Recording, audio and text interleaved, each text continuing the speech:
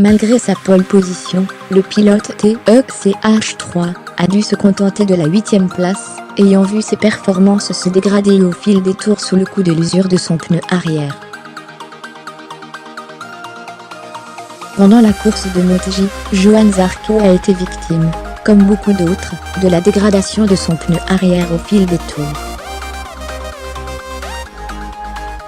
De pollement, il s'est installé en position de chasseur des 3 hommes, qui allait finir par composer le podium, un rang qu'il a longuement tenu tout en voyant son retard sur le trio de tête s'accentuer. Alors qu'il a mené une bagarre de longue haleine contre les pilotes Suzuki, ceux-ci ont fini par avoir l'avantage.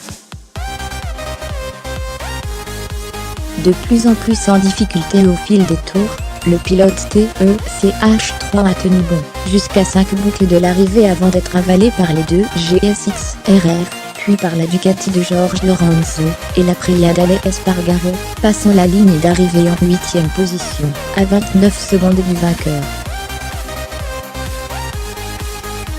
Le départ était très correct. J'ai tout de suite pu prendre la moto en main, et bien la gérer pour ne pas perdre trop de position, explique le pilote canois. Je me sentais plutôt bien, mais par rapport à Petrucci, je manquais quand même beaucoup à l'accélération, ou sur le grip arrière.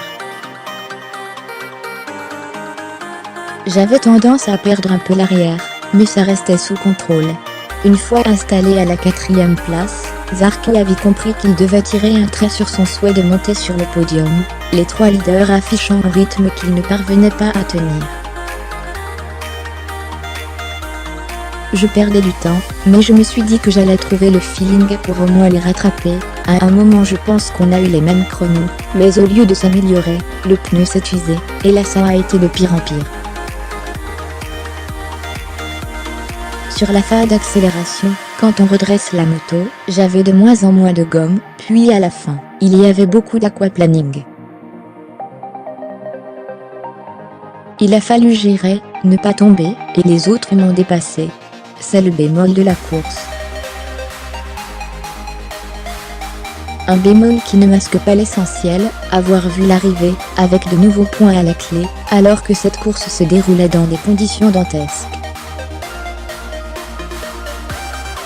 Des conditions comme celle-là, c'est vraiment éprouvant, et c'est bon d'avoir terminé, pointe-t-il, tout en retenant de ce week-end sur les terres des constructeurs japonais, la pole position qu'il a réussi à obtenir samedi, la 2e pour lui en catégorie reine.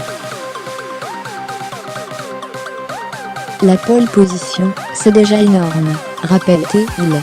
Ça n'était pas une pole par hasard.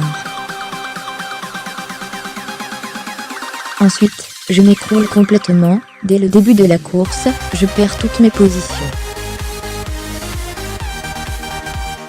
J'étais là pour me battre. Mais c'est une question d'expérience, de connaissance de la moto, de bon réglage, précise le pilote, convaincu qu'il aurait connu la même usure à l'arrière s'il y avait eu moins d'eau en piste. J'aurais usé le pneu de la même manière, et j'aurais eu les mêmes soucis à la fin. C'est plus une question de mise au point sur la longueur de course que l'on doit comprendre.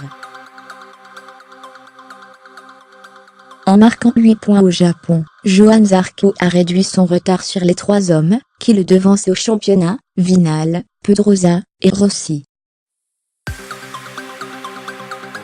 Se trouvant tout de même à 43 longueurs du top 5, il doit en revanche prendre garde à ses arrières, car Lorenzo n'est plus qu'à 9 points et Petrucci à 14.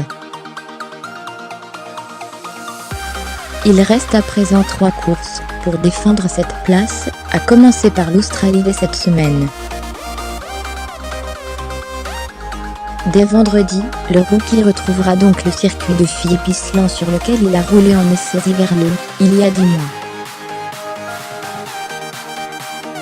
Je pense que ça va beaucoup m'aider, parce que c'est une piste sur laquelle j'ai eu des difficultés pendant les tests. J'ai pris du temps pour vraiment prendre des bons repères, et y aller petit à petit. Maintenant, il devrait faire beaucoup plus froid qu'au test, donc j'arrive libre d'esprit, anticipe-t-il. Je vais prendre les bonnes sensations pour essayer d'être dans le bon groupe. Guillemets.